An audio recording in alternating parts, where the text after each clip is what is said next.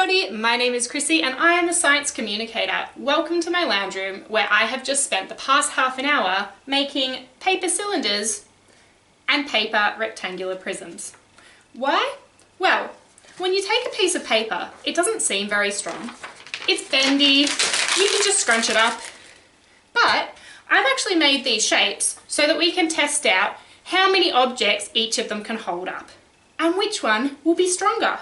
To test this out, I have set up the cylinders here and the rectangular prisms here so that we can start putting some heavy objects on top.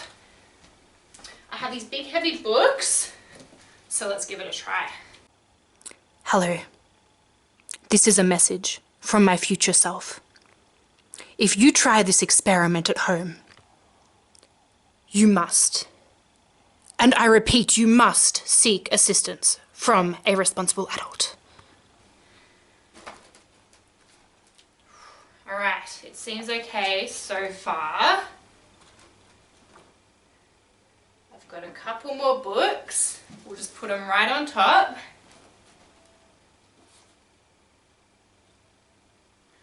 Okay, moving on to the canned food. Let's see if it will hold.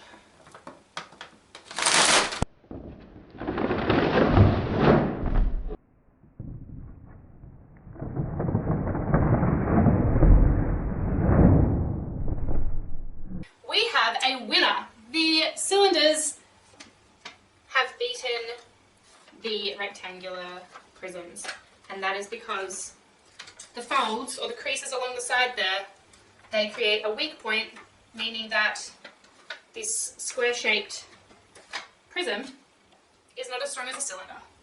But shall we see how much more the cylinders can hold up? Put more cans on, put some oats on, some crackers, some couscous, some wheat bix, some rice, starting to make nervous, some noodles, some pasta, and some chocolate chips. I cannot believe that this is still standing.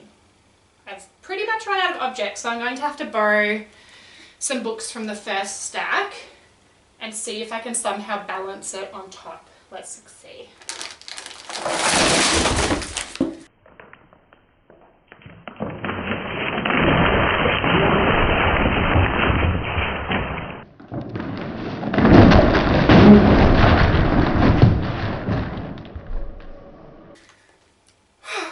Okay, wow, I am so impressed by those paper cylinders. All you need if you wanted to make some at home is some paper and some tape. And I would love to hear what quirky objects you managed to stack on top of some paper cylinders. Thanks for watching. Bye.